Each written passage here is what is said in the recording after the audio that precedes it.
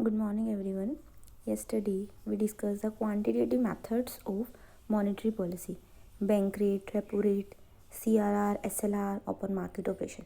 Today, we will discuss qualitative methods of monetary policy, that is, marginal requirement, rationing of credit, moral suasion. Firstly, we must know the meaning of qualitative instruments.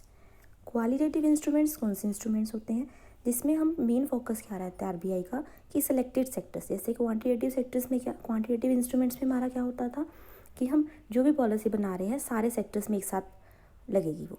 अब qualitative instrument अगर कुछ selected sector, जैसे भी RBI decide करेगा कि हम इन sectors में पैसा ज़्यादा डालना चाहते हैं, कम डालना चाहते हैं, वो अपने हिसाब से वेरी कर सकता है। तो क्वालिटेटिव इंस्ट्रूमेंट्स वो होंगे जो किसी सिलेक्टेड सेक्टर्स को लेकर चलते हैं। ये इंस्ट्रूमेंट्स क्या करते हैं कि वहाँ पर क्रेडिट के फ्लो को बढ़ाना, कम करना, ये चेंज करते हैं क्वालिटेटिव इंस्ट्रूमेंट्स में। This instrument control the flow of credit to select sectors not by varying policy rates and ratio. कहते हैं पॉलिसी रेट्स को, रेशियो को चेंज करेगा, वो तो करेगा ही करेगा, साथ में उन्हें कुछ एडवाइजरी देकर वहाँ पर क्रेडिट के फ्लो को चेंज कर सकता है। The banks are advise to be selected in offering loan. Banks को एडवाइस किया जाएगा कि आपने इस सेक्टर में लोन ज़्यादा देने हैं, कम देने हैं, जैसे भी उनको कहा जाएगा। जब हाई रेट ऑफ इन्फ्लेशन होगी तो उनको, जब इन्फ्लेशन ज़्यादा होगी तो उनको लोन कम देने के लिए कहा जाएगा, जब डिफ्लेशन होगी तो उनको लोन ज़्यादा देने के लिए कहा जाएगा। इसी को ही हम policy of selective credit control भी कहते हैं। First point, marginal requirement.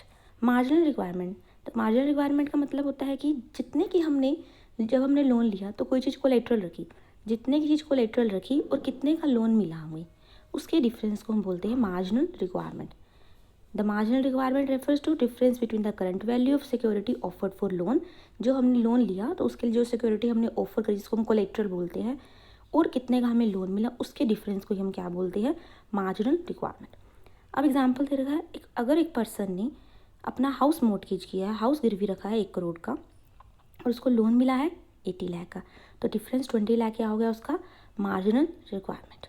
अब अगर मार्केट में मनी की सप्लाई को बढ़ाना है, मनी की सप्लाई को अगर इंक्रीज़ करना है तो मार्जिनल रिक्वायरमेंट को कम कर दिया जाएगा, और अगर मनी की सप्लाई को डिक्रीज़ करना है तो मार्जिनल रिक्वायरमेंट को बढ़ा दिया जाएगा। इन्वर्स रिलेशनशिप चलेगी।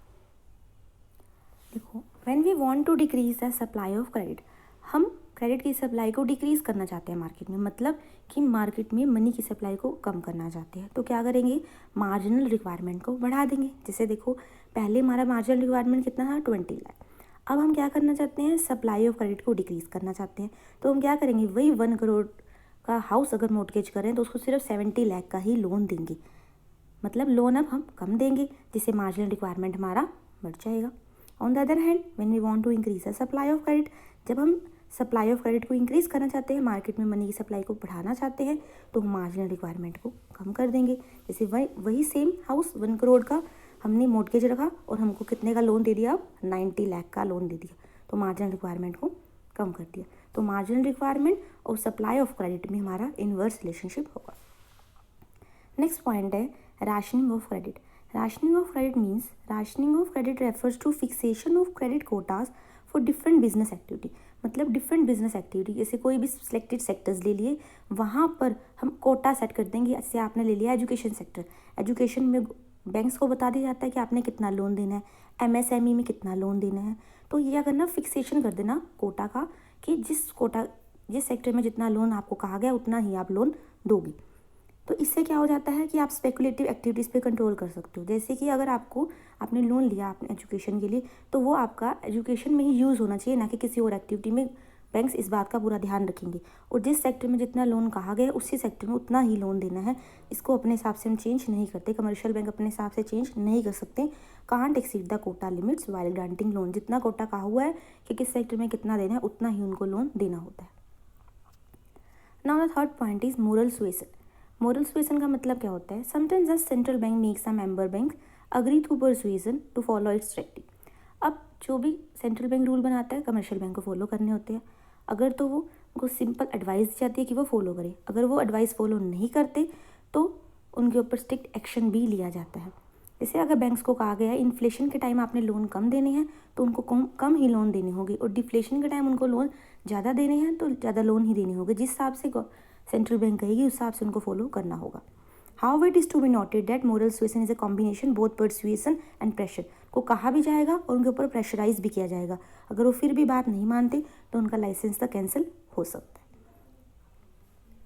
As an instrument of monetary policy, moral suasion works both as quantitative instrument as well as qualitative instrument.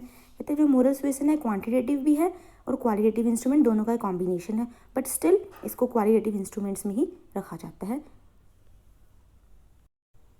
Above three are the qualitative instruments of monetary policy.